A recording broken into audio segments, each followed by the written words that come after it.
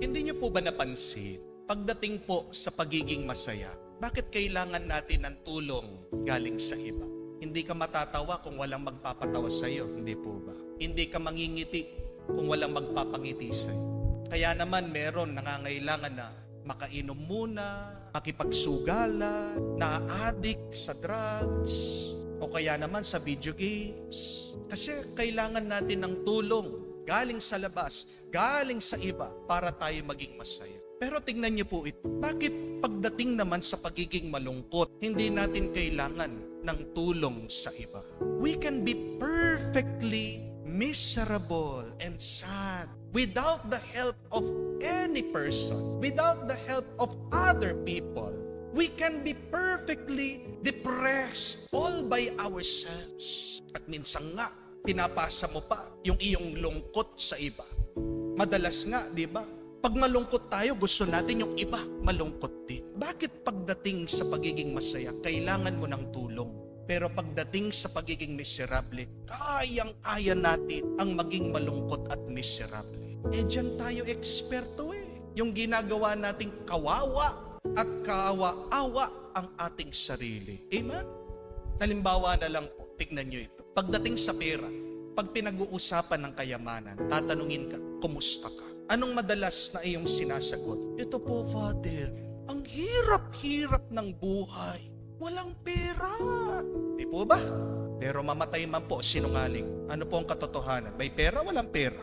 Meron po nagte-text sa akin, nagme-message. Sabi, Father, ba't ganyan yung aking mga kamag-anak? Feeling nila, multi-billionaire na ako. Dahil ba, naka-abroad ako.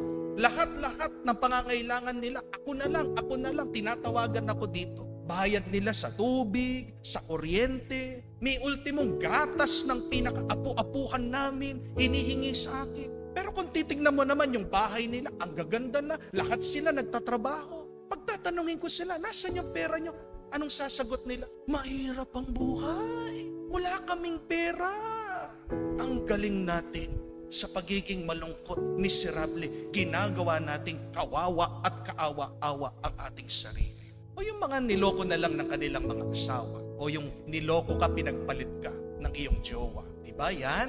Anong ginagawa mo sa iyong sarili?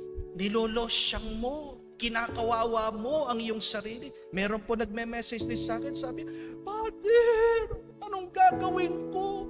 Pinagpalit ako nitong jowa ko. Wala naman akong ginagawang masama. Gusto ko na pong magpakamatay. Sabi ko, hindi mo kasalanan yun kung niloko ka. Sinasabi mo nga, wala kang ginawang kasalanan. Kasalanan niya yun. Bakit pinaparusahan mo ang iyong sarili sa kasalanan ng ibang tao? Be happy. E di iwan mo siya. Ibig sabihin, hindi kanya deserve. Meron pang ibang mas deserve sa iyo. Maging masaya ka. Iwan mo yan.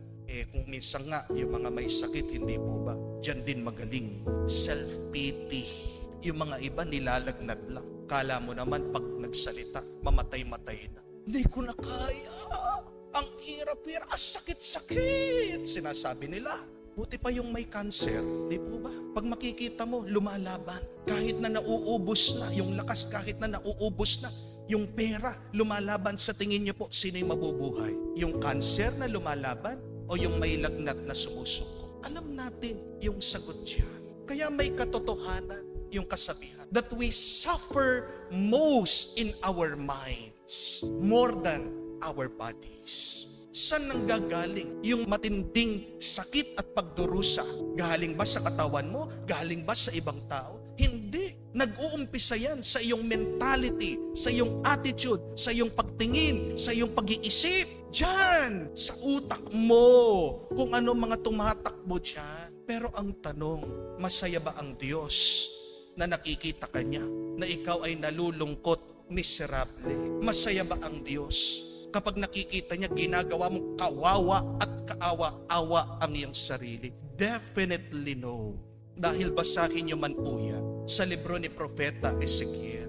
God says, I do not delight in the death and the destruction of even the sinners, but I delight in his turning away from sin and giving him eternal life.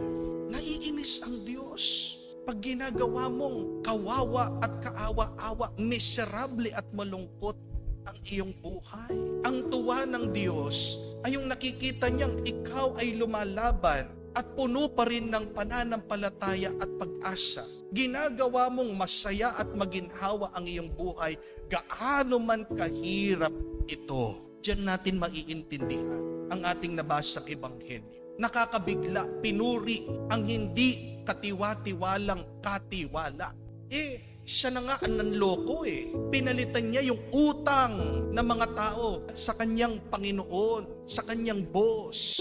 Bandang huli, pinuri pa siya.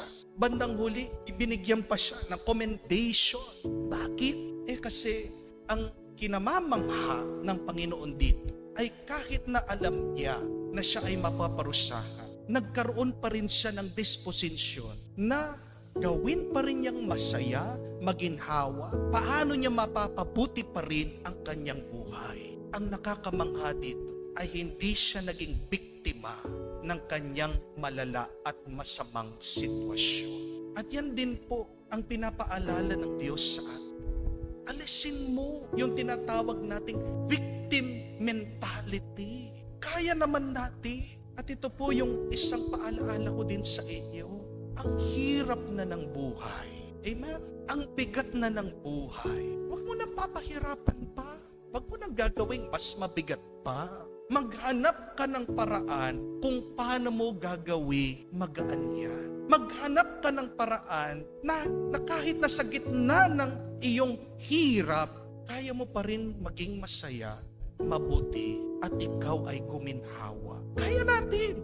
Kahit na sinasabi mo, walang pera, pobre lang kayo, dukha lang kayo, talagang gumagapang kayo. Kung yung ulam mo, pagkain mo, kanin lang, anong magagawa mo? Pasarapin mo. Lagyan mo ng toyo, di po ba? O kaya ng kamatis. Mas masarap pa nga yun May magagawa ka para gawing mas masarap kung ano yung nandyan sa iyong plato. Amen? Yung iba, ano ngayon kung hindi ka kinakausap ng asawa mo? Bayaan mo siya. Ini-snub ka, snubin mo din. Kahit na paano mo nakausapin, pakiusapan, pinagdasal mo, ayaw talaga. Matigas ang puso, bayaan mo siya. Anong gagawin mo? Lumabas ka. Makipagkwentuhan ka. Ang dami kaya dyan. Misa nga 24 hours hindi natutulog Daig pa mga CCTV camera. Naglilibhang. Kasi may kanya-kanya din mga problema yan. Pero tingnan niyo po, hindi sila nagiging biktima ng kanilang sitwasyon sa kanilang pamamahay. Amen? Yung mga iba na may sakit, kahit na may sakit sila, hindi pa rin sila sumusuko. Lumalaban sila. Kamukha po nitong ama ng ating pinag-aaral na seminarista. Yung seminarista po natin in 2 years time dito sa parokya, si Brother John Lou, matatapos na po sa pagkapare. Pero sa kasawiyang palad, yung ama po niya, si Kuya Alan, last month lang po, pumanaw, namatay. Last 3 years ago, pagdating ko po dito, nakilala ko yung ama niya. Putol na yung paa dahil po sa diabetes. May prosthetic leg po siya. Pero alam niyo po, bilib na bilib po ako dito sa taong ito. No? Sumalangit na ang kanyang kaluluwa. Bakit? Kasi kahit na may kapansanan siya, kahit na may sakit siya, nakakapag-drive pa po ng barangay service. Anong ginagawa? Tinutulungan yung mga ibang may sakit. Siya mismo may sakit. Pero pag merong ibang may sakit, tutulungan niya. Isasakay niya doon sa barangay service. Ida-drive niya, pupunta sila sa Kapitolyo, pupunta sila sa munisipyo, pupunta sila sa hospital. Kakilala niya ang gobernador, kakilala niya mayor, kakilala niya mga konsihales, mga doktor. Nilalapit yung mga may sakit. Di po ba nakakapagbilib yun?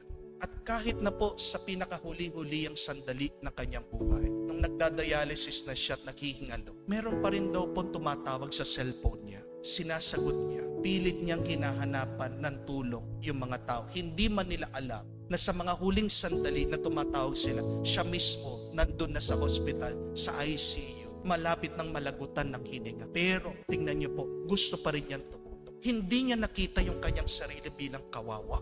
At hindi niya ginawang kaawa-awa ang kanyang sarili. Ikaw, kumusta ka na? Ikaw, na kompleto pa ang lahat ng parte ng iyong katawan. Sana mas higit pa ang magawa mo. Sana gawin mong mas masaya, mabuti at maginhawa ang iyong buhay.